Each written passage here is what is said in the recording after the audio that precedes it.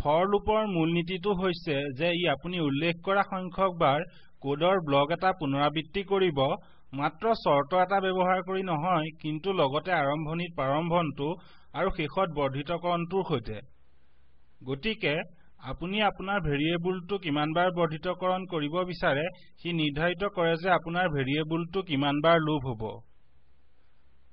গতিকে এইটো লিখিবলৈ অলপ বেছি জটিল যি কি নহওক ই দেখিবলৈ ভাল ই কাৰ্যটো কৰে আৰু ই অতি সংক্ষিপ্ত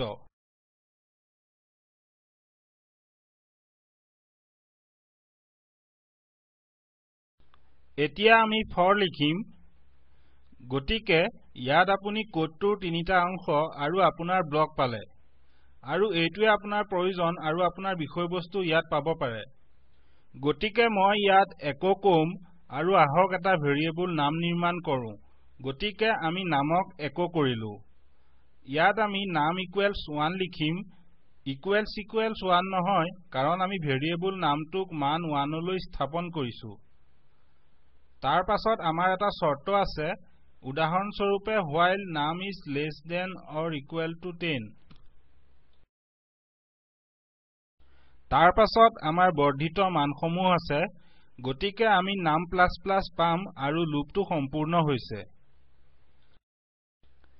গতিকে আমি লিখিম ফৰ আৰু আমাৰ ভেৰিয়েবল নাম ইকুৱেলছ 1 তাৰ পাছত আমাৰ while name is less than or equals to 10 চৰ্তটো আছে লুপটো চলি থাকিব আৰু তাৰ পাছত আমাৰ নাম আছে আপুনি দেখিছে যে নাম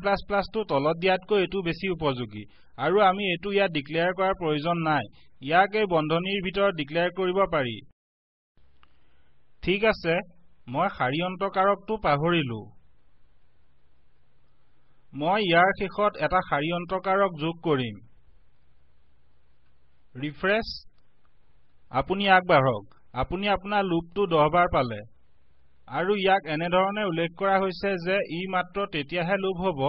যেতিয়া নামটো 10তকৈ সৰু বা সমান হয় তাৰ পাছত লুপটো ভংগ হ'ব আৰু আপুনি স্ক্ৰিপ্টটোৰ বাকী অংশৰ সৈতে ক্ৰমাগত কৰিব পাৰিব এইটো অলপ বেছি জটিল কিন্তু যেতিয়া আপুনি মূল সূত্ৰ শিকিব আপুনি ইয়াক কিছু সহজ পাব দৰ্শন কৰাৰ বাবে ধন্যবাদ